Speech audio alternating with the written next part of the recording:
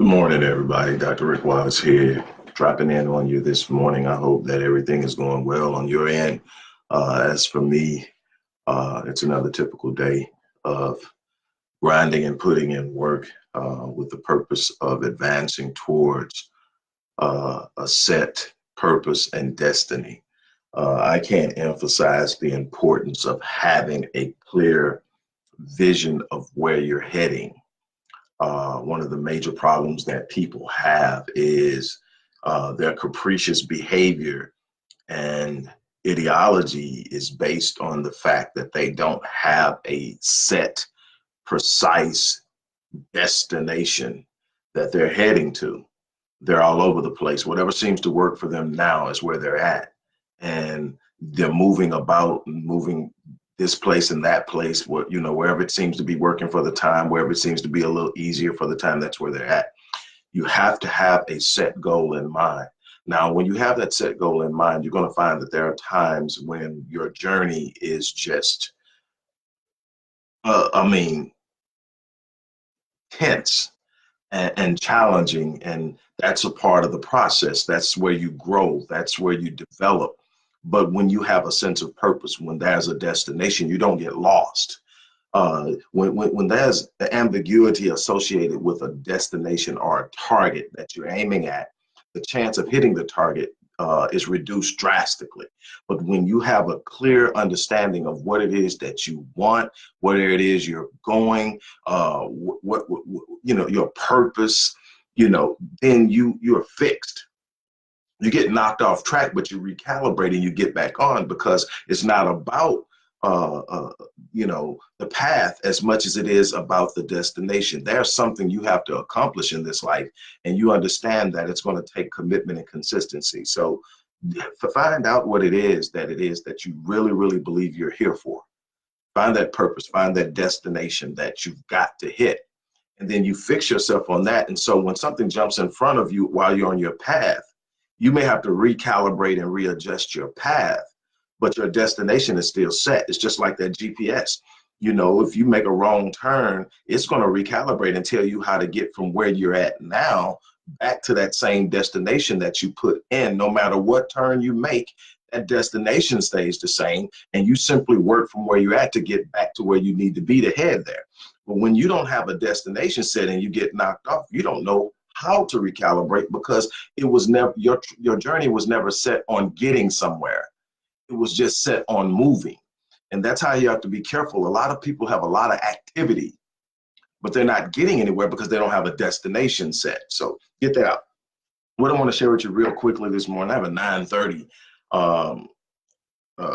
appointment, so I have to kind of get through this. But what I want to share with you are, I believe in routine. And it's important that I believe in routine because I'm a right brainer.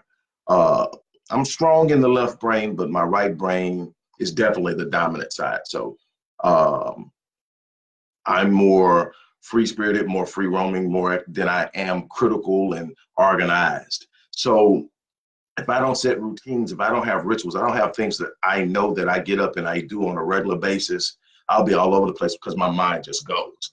So I have to have it. But routines are important because routines set your day. And the less you have to put into energy and thought about what you're going to do today. Every decision you wake up and have to make actually takes energy. It takes mental and emotional energy to make decisions. There's a such thing as decision fatigue. That's why if you look at something simple that you probably never gave any consideration to, if you watch some of the guys that you recognize as being successful that are or were visible, from your Zig Ziglars to your Steve Jobs to Tony Robbins to Mark Zuckerberg. If you see them, it's like they always got the same shirt on, right? Or the same outfit. It's probably not the same shirt and the same outfit, but probably the same looking shirt. They probably have 100 of them in their closet. And you think, that's weird. Why does Steve Jobs have the same black shirt on with these jeans every time I see him? It's because if I don't have to sit up and think about what I'm going to wear, that's one less decision I have to make in the day. And they literally structure anything that they can actually take out of the thought equation, they take it out. There's another person, if I mention him, you wouldn't know his name, but he's a former Navy SEAL commander. He's retired now, but he still stays in fit condition. He goes around, he speaks, and every morning when he wakes up the night before, he's already laid out the clothes he's going to work out in. So there's never a challenge of trying to determine whether or not he's going to do it, or he just gets up and it's there. So you put your clothes on and you go work out. It's a routine.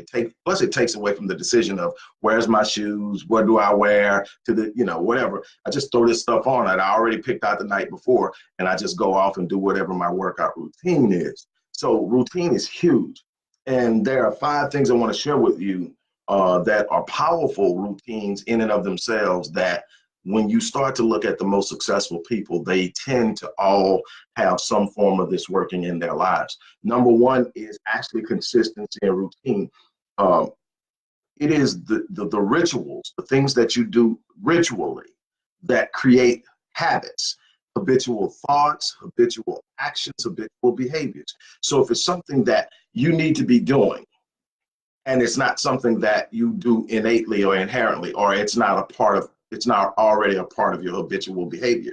The only way that you make it habitual is through creating a ritual or a routine through which you do it, and you be consistent with it. You do it over and over again. It is the consistency in doing the things you need to do that produces the best results. So if you do it, it's like something simple. If you know that losing weight, if you need to lose weight, and you know that losing weight requires you to put your body in caloric deficit, meaning that you are burning more calories than you are consuming.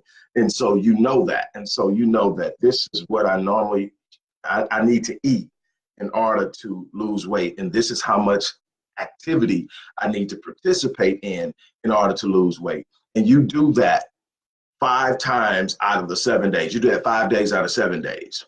That consistency is going to produce results, because you will not likely be so far off, because you're training yourself to behave a certain way. Even when you take the 2 days off, the ritual and the habit of doing it the right way will actually guard you from going completely left on the days you take off. And so you'll get pretty much what you want. But say, for instance, you only eat right 2 days. You got a situation where you say, okay, this is the routine I'm going to do if I'm going to get it done. But you only do it 2 days. Well, the other 5 days of not doing it right is going to almost guarantee that you're not going to get the results you're looking for. So it's in the consistency of sticking with, come up with a routine that works for you. Decide what it is you want. Get a routine together and stick with it. Just getting up in the morning and taking off is not a plan. Hoping and wishing is not a plan. Just going and putting everything you have into your day is not a plan. There are too many things in the world we live in now that will redirect you. You'll get an email, you'll get a text, you'll get a phone call, you'll see a post, you'll get some news, you'll get a flash on your screen alert. It's always something. You've got to have a prioritized idea and routine that gets you through your day, and your day has to be more and more focused the earlier in the day. Why? Because it's just natural that you're going to become more fatigued mentally and physically, and that all of the things are going to start happening the more you get into your day. When you get up in the morning, if you're getting up anywhere from 4 o'clock to 6 o'clock, not that many people very few people are going to be calling with anything associated with business. So the chances are you're going to get a lot more done then, plus you're fresh. So you're more crisp in your thinking, you're more sharp in your thinking, you're more sharp in your decision making. It's just the way it is. The longer you go in your day, decision fatigue sets in, and the poorer you are at making good decisions. It's just how it is. That's scientifically proven. We have plenty of empirical evidence to back that. So you want to stick to your routine. Consistency is important. Number 2, this one is going to get a lot of you, because it's something I still struggle with. So I can relate, but I can also tell you that the times that I'm able to master it, I see the difference. It's just about getting away from a natural proclivity, and that is protecting your personal sovereignty by divorcing your smartphone. Now, I don't mean throw your smartphone away, don't use it. It's a tool. The problem is with smartphones is that most of us have become its tool. It uses us. it gets all of our attention. It pulls us away. It redirects our emotions. It does so much. Studies have shown just the sight of a cell phone sitting on a table starts the release of dopamine and serotonin in the brain. That it is literally a source of dopamine. It makes us feel good to pick up our phones. The study even went as far as saying that you can have a person walk up and set their cell phone on the table that you're sitting at. It ain't even your phone. Set their phone on, and your dopamine levels start to rise. You literally start to fire your neurons in your brain start firing. It gets excited when it gets near a phone.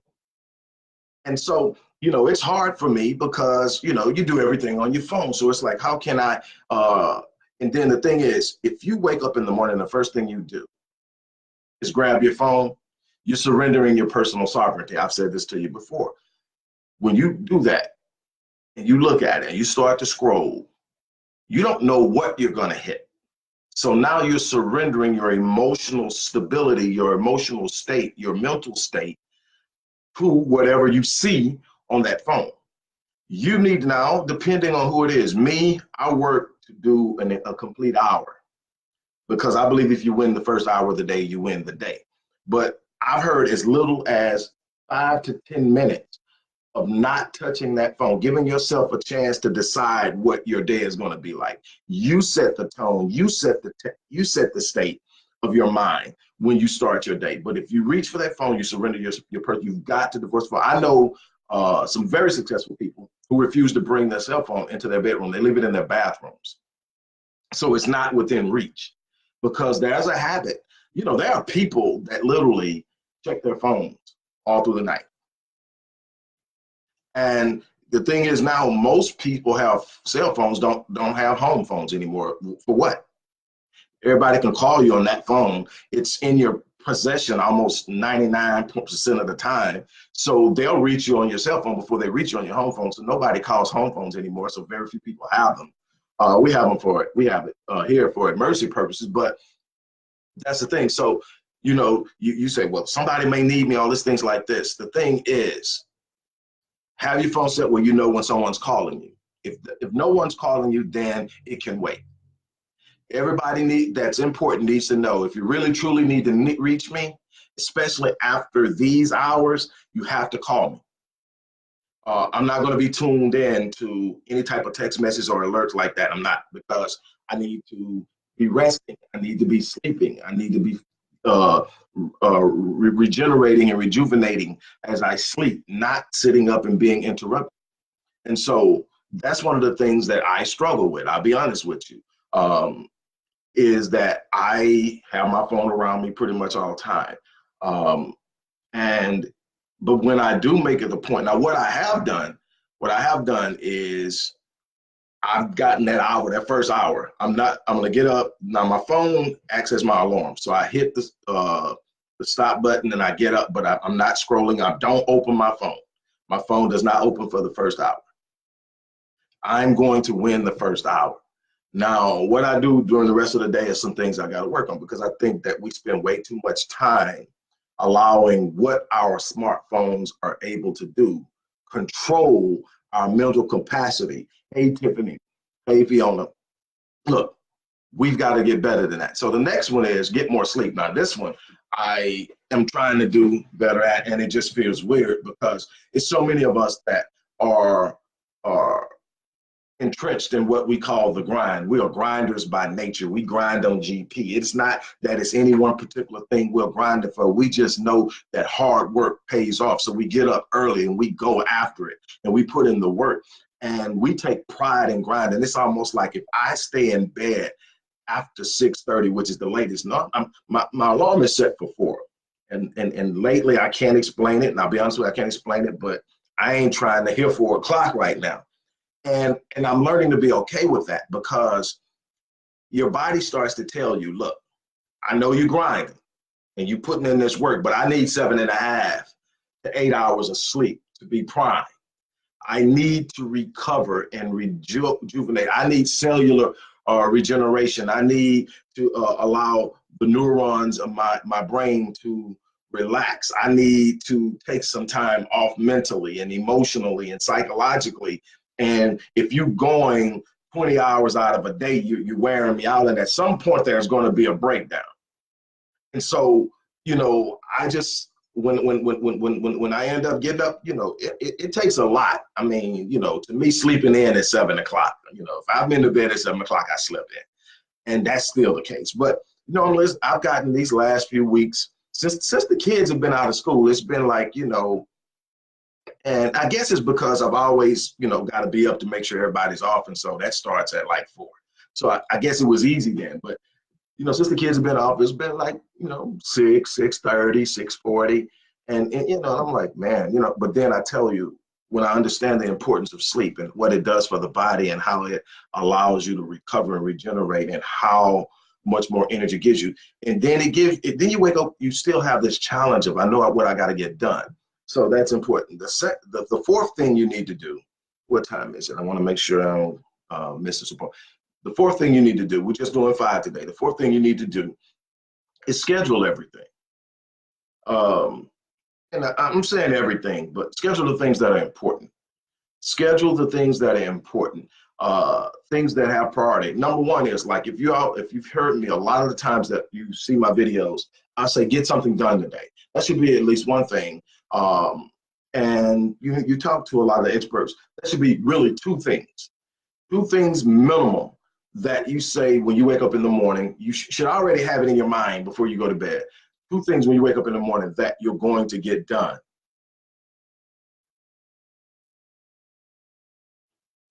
You need to have 2 things that you're going to get done. They need to be scheduled, and they need to be scheduled at the beginning of the day when you have the energy, when you have the focus, when you have fewer disruptions into your routine. You need to get those 2 things done. What I can tell you is, if you make a persistent effort in getting up and actually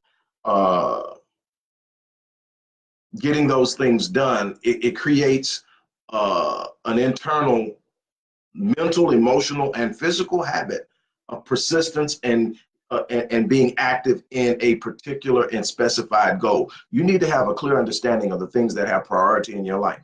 One of those things may be, I need to spend at least an hour with my mate. I need to spend at least 30 minutes to an hour or more, whatever it is, with my kids. Whatever it is, that's something you need to do. But you also say, okay, I need to get this one thing done in business.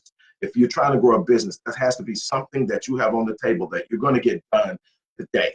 And that has to happen every day. You have to get up and you have to create that habit. And the more you do it, the more habitual it becomes, not just in behavior, but in thoughts. See, the habitual behaviors that you're practicing are actually simply the manifestations of your habitual thinking. So if you want to change your habits, you start with your thinking. You start with the paradigms that create the beliefs that run your life, and you determine what you need to work on and what you need to change. And then you get that set, and then you start from there. It's a process that everybody, no matter where they are at in life, is going through. You're always looking for the beliefs and the thinking that may be hijacking you. And so that's why it's so important to take control in as many ways as possible. And that's what routines do. They allow you to be in control, because if you're like me and you're a right side dominated person where it's about creativity, it's about thought, it's about rhythm, it's about a lot of things, it's easy to get caught up in the movement of the day. And it happens to me, especially when I get up off routine.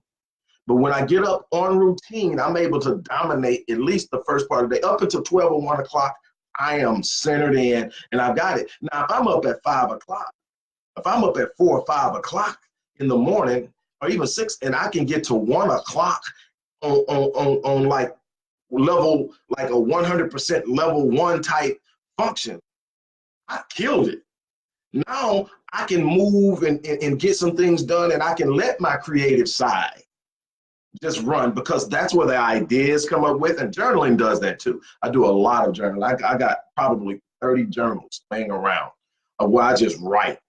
Every thought comes in my mind. I write. I got all types of journals because that supports and facilitates both critical and lateral thinking. Okay, let's move into the final one, and then I'll close it out. You have to win your morning if you expect to win the day. How you start your day is almost guaranteed to determine how your day is going to go. Now, there are ways you can rescue your day if you're good and trained, but normally people who are very good at training at rescuing their day have to do that very little because they're also good at setting the state through which they're going to go through their day. They don't have many bad moments, not because things don't happen, because they don't let it bother them. But if you're going to set your day and you win your morning, it starts with the first hour. You win the first hour, you win the day. And how do you win the first hour? You win the first hour by, first of all, setting your state, putting yourself in the most optimal state for performance. That's emotionally, psychologically, spiritually, and physically. You want to be in the most optimal state. You want your mind focused and centered, and you want your beliefs and your ideas about what will happen in your life centered on something positive and focused. But I start out with a process known as priming. And it's just like if you were priming a car or priming a wall. It's setting the foundation for how you're going to engage everything after. So when I'm priming in the morning, the first thing I do is I enter into the day with the heart of gratitude. Everything that I do is built on gratitude. And so when people say, man, it seems like nothing bothers you, because my entire infrastructure is on gratitude. What does that mean? I have so many things that I'm grateful for. And I don't care where you're at, because I haven't always been where I'm at now. I've been a lot higher in certain areas like finance and business. I can't say I've been higher in relationship, because right now I am really loving my wife. So that is like at its highest level ever. But I've been low. I've been very low. But the thing that has gotten me through it is that I've always been able to identify things for which I can be grateful, no matter where I'm at. So I'm grateful. When I wake up in the morning, I enter into a state of gratitude. First thing I do, I get up and I look over at my wife. She's still breathing. I mean, I'm on cloud nine, because that's the center of everything. And so I don't want to have to deal with anything other than, look, she's great, I'm good, I get started. Then I go off and my little hard heads, they're all good. So another thing to be grateful for. But then those things can change in life. And if you're honest with yourself, you have to be honest. Those things can change. And so what if they change? Number one is, I'm grateful of something that can never change in my life. I'm grateful that at a time when my life was extremely important, because it was developing, and I was developing an idea of who I was. My great grandparents came into my life at 9 months and reared me. They gave me a foundation of believing in myself. They were both entrepreneurs. That they showed me what it meant to be a business owner. They showed me what it meant to believe in myself. They placed high demands on me of performance. They didn't let me quit. All these things that set the parameters for my performance came from them. So I'm grateful for them. And see, that can never change. They will always be the people who influenced and empowered me as a child. I'm grateful for the teachers who saw something in me and poured in me as I came through school. I'm grateful for my lifetime and adult mentors. There's so many things that I'm grateful for that will never change. So when everything gets shaken up and everything's going all crazy, there's a center that allows me to be calm. And one of the things I'm grateful for is that I'm built for this. There's this mentality I have. If you've ever heard me speak, if you've been around anything that I've done, you've heard me say, I'm built for this. Why is that so important? Why am I grateful for that? Because there's absolutely nothing that I can get to that I'm going to face in my life. And I've been through some difficult moments. I've seen some pretty rough times. And I've looked at it, and I've looked myself in the mirror and said, I'm built for this. And when you know you're built for it, it doesn't shake you up. When you know you're built for it, you don't become frenetic and unglued. When you know you're built for it, you don't get all disengaged and shaken and misguided. I mean, just everything's falling apart. When you know you're built for it, you say, on the other side of this is something great waiting for me. I've experienced this enough to know that if I can push through this, there's something on the other side that's going to be worth what I'm going through. There's never a time that I've gone through something and persevered through something that on the other side of it wasn't a reward that was worthy of the struggle. So I'm good with this because I'm built for it. It won't destroy me. If I'm still breathing, I'm still in the fight. If It hadn't broken me yet. It won't break me. I'm good. So I'm going through that. That's the thing you've got to get in your mind. That's the thing you've got to make up and establish, is that you are going to be okay no matter what you're going through. It looks crazy, it feels bad, but don't become so shaken by any event in your life that you start to identify with the event. That's when suffering starts. See, pain is inevitable, but suffering is a choice. Suffering is the moment you start to identify with your moment. It's some people that identify with broken relationships. People identify with dysfunction. People identify with poverty and lack. People identify with things that has happened in their life at one particular point, and it was so emphatic and so intense that they identified with it. The moment you identify with it, you're connected to it now. You got to find a way to disconnect with it. Disconnect from your current situation, because it doesn't define you. It's a moment. It's an event in time. The quicker you engage and get through it, the less time you have to spend dealing with it. But when you identify with it, it sticks with you. It becomes a part of your personal identity, a part of what you see in life and how you behave. It will control your decisions. It will control how you move, what you aim for, and everything else. You do not identify with the negativity and the bad moments. They're coming. Nothing you can do about it. They're coming. But what you can do about it is say, it's not going to destroy me. I'm built for this. I'm going to get through this. There's something inside of me that knows there's something better for me. And I'm not going to allow this moment to deter me from going after what belongs to me. I'm going to rise to the occasion. I'm going to elevate the way I live in this life if I have to do it 1 inch crawling at a time. Get away from that instant gratification stuff. It's rare and it doesn't normally stick. If it comes easy, it normally goes easy. But when you got to crawl for it, fight for it, push for it, I mean, literally just hang on for dear life for it. When you get it, you cherish it. You take care of it. You love it. You give it the attention and adoration that it deserves. That's whether you're talking about a spouse, whether you're talking about wealth, whether you're talking about prestige, whatever it is. When you've got to fight for it, when you've got to work for it, when you've got to push through, that's something that makes you appreciate it. When it falls out of the sky, and it rarely does, it doesn't stick because you don't appreciate it. That's why I rarely do free engagements, because it came too easy. You didn't have to invest anything for it, and you go on. It's not that I don't, like I said, I've got this new thing. I've gone back to the promotion where we're doing the rapid change session, which is a 30-minute session. That's free. But the thing is, that 30-minute session is going to call for you to give something of yourself. It won't be money, but you're going to have to come to the table and give something of yourself. That is something that we're doing, and we're planning on doing 500 of those by the end of August. 550 to be exact. By the end of August, we're going to do 550 of those sessions. Some people will stick around and go through the entire process. After, some people will take that 30 minutes and I'll never hear from them again, and it's fine. There's no strings attached, but it's about seeing what you can accomplish in your life in 30 minutes. You completely open up to a new idea of what is, and then move into it. I'm telling you, there's some crazy things. I did one with a lady, and I'm just bringing this up because I got an inbox from her yesterday, and I'm not going to read it in detail, but I shared it with my wife, and basically this lady came to me and said, look, I just want to really talk to you about finance. I know your time is expensive. My money is limited. How much you charge per hour? And she paid me for half an hour based on what I charge for an hour, which, it's significant for if you're thinking about it, but it's always worth the value. So we talked about what we needed to talk about as far as her finances, but we also, in that 30 minutes, because it don't take long to get to the bottom of something with finance if you really understand financial principles, if you have a certain level of financial literacy. But she hit me up to tell me that the financial thing is unbelievable.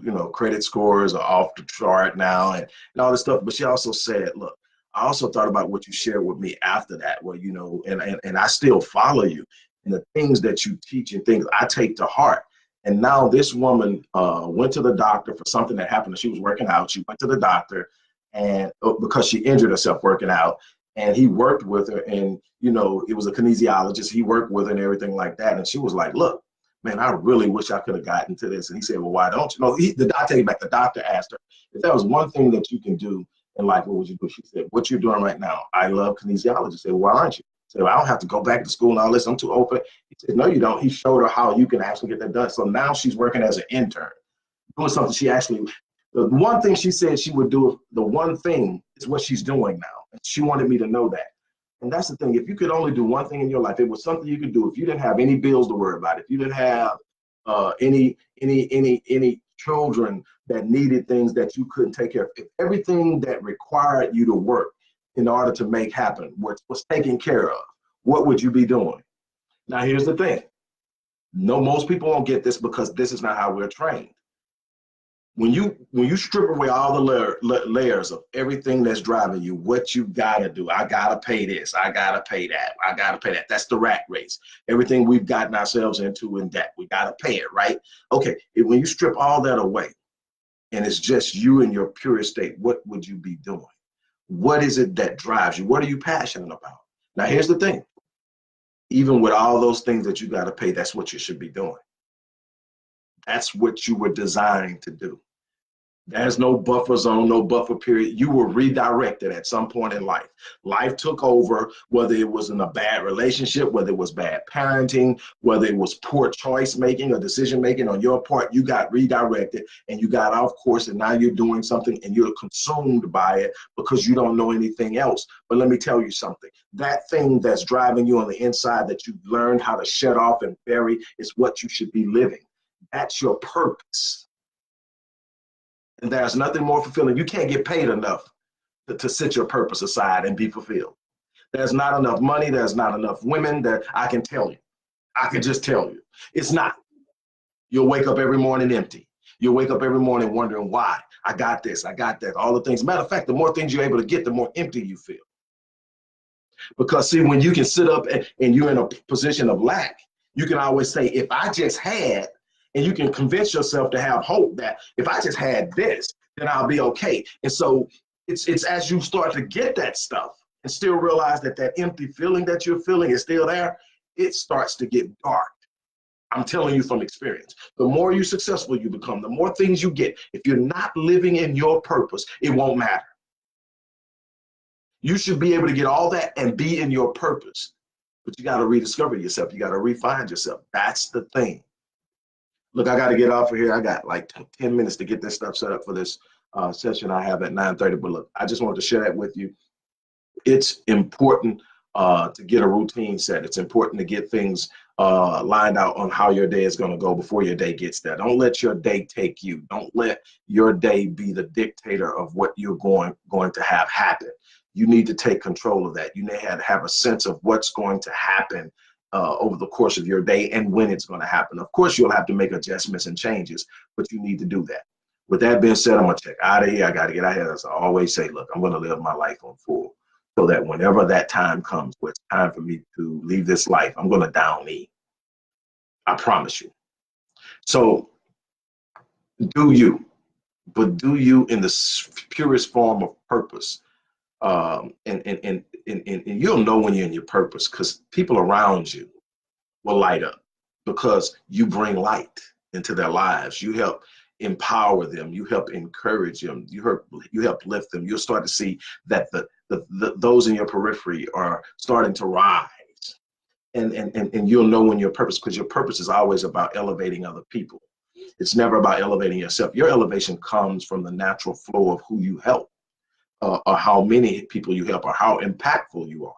And it comes as a secondary consequence or response to you living in your purpose. You'll see that certain things that will simply take care of themselves when you're living in your purpose. With that being said, I'm out of here. You guys have an unbelievable day. And I'll be checking in on you, and I'll be sharing more about the rapid breakthrough sessions, the business breakthrough sessions, and we'll move from there. All right. You guys have an awesome day.